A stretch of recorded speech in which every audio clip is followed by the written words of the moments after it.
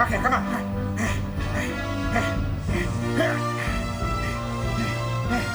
We now return to a press conference at Yahoo. Hi, welcome. Oh, I can't believe it. Welcome to the new Yahoo campus. As you can see, we've done some renovating. All right, so who has a question about AI? Mrs. Christensen! Mrs. Christensen! Pick me. Mrs. Christensen! Would you like to address the fact that everyone's email is being bombarded with sexual harassment? Correct. We put in a lot of early 2000s, late 90s teen movies into that AI generator, so we do apologize about that. Sarah, tell me about what it's like to use this rig in performance. What is the gag? What is the structure? Well, to me, I think the gag is to torture me, but I think the whole gag is to show the HDPS system. Right. Okay. And how complicated it could be, but it could also be used for improv. So very similar to that video you saw or did with Brian and Drew. I'm doing the same thing, except I have live puppet counterparts that are going to join the scene. So Staff is out there. And so I'm basically going to do my scene to her. Whoa. So you're bringing in like every bit of technology from the oldest puppet building to the most modern digital all in one. Exactly. Yeah. So it's like a wonderful hybrid. You said that you think it also might be to torture you. 100%. What is the hardest part about using this rig? I would imagine it would be keeping your brain mapped to all the different things it can do. 100%. I definitely focus on my lip sync because, as in the previous video, every slight movement of the fingers creates different mouth shapes, as you can see. Yeah. So for me, I just like to make sure to keep the mouth alive, make sure that they're looking at the character that's talking. So I think the hardest part a lot of times is to figure out who's talking, because a lot of times when they're doing the press conference gag, everyone's asking a question at the same time. Oh, so a lot of times I have to be like, yes, who was that? And then someone will pipe up and then I will look at that character and then answer their question. And of course, the fish can't really raise its hand and say me. No, unfortunately, no. Tell me about the ways that you can screw this up in performance. A lot of ways. Okay. I think most of the time, because sometimes I get so focused on trying to make sure the lips look good and the eyes look good, that I forget I'm in an improv scene and I have to make it funny and enjoyable for the audience. So yeah, that's probably the hardest part. Do you end up feeling real affection for this character? Like you start to understand them? Personally, no, because this is a torture device for me. Okay. But I definitely use that for my character. A lot of times I think this character is upset at the press conference because she's stuck here. So you're using that as part of the structure. 100%. So then when you're done with this segment, are you like super relieved? Oh, yes, absolutely. This is the big number that everyone worries about, at least in my book. I mean, this blows my mind that this much technology can still be used in improv, where you guys who are piloting hundreds of thousands of dollars worth of equipment still don't know what the next line might be. Exactly, yeah. So there are times where I think I'm going to say something and I'm ready to do it on my hand, and then someone will throw a wrench in the plans and I just have to adjust. You already have experience improvising, I'm assuming, as a comedian. Does this give you new perspective on improv?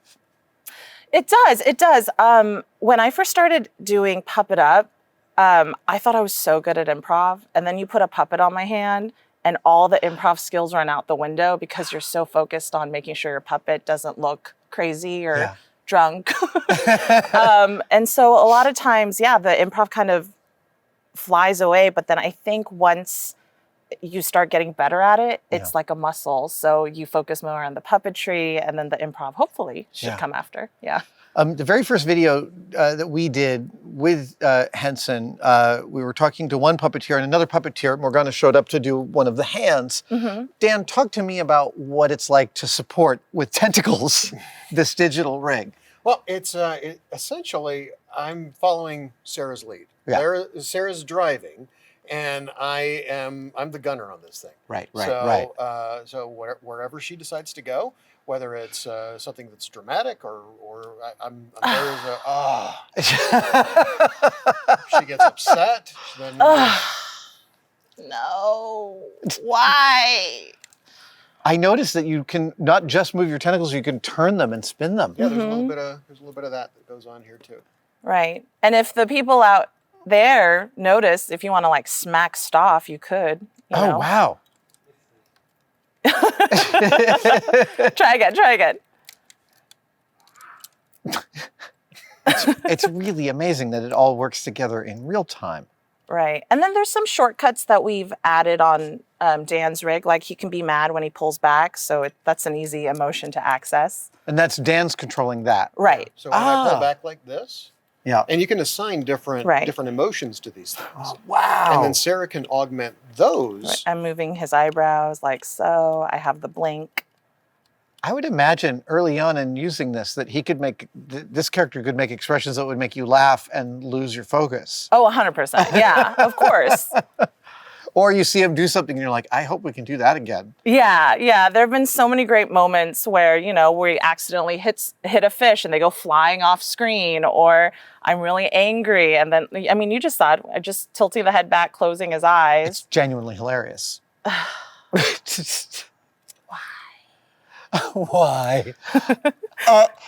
Ultimately, at the end of the day, does it end up feeling to you like you're just using the same improv muscles that you do to do normal stage improv? It's just with different technologies? I think so. I think for me it does. There are so many times where, I don't know about you, I go back to doing regular human improv and I'm always like, what do I do with my hands?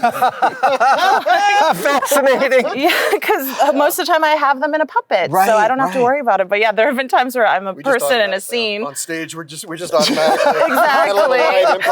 My arms don't hurt. What's Right, wrong? but I feel like Alec Baldwin when I was like, should I hold 2 cups in the scene? Like, what should I do? One of my favorite bits ever is him trying to figure out what to do with his hands. Yeah, so yeah, 100%. It feels like definitely puppeteering has creeped into my improv. I think the underlying thing that ties everything together is trust. I mean, Right. all of us trust each other. We know each other. We love each other. We support each other, and we don't always, as I draw focus to myself now, I don't always have to shine. Right. So It's a team sport. It's supporting. We're all rowing in the same direction. Yeah. And it's wonderful. It's absolutely wonderful. And when we all get on the same page, it's truly magical. True. Like I'll the stuff bet. we come up with. Yeah. I'll bet.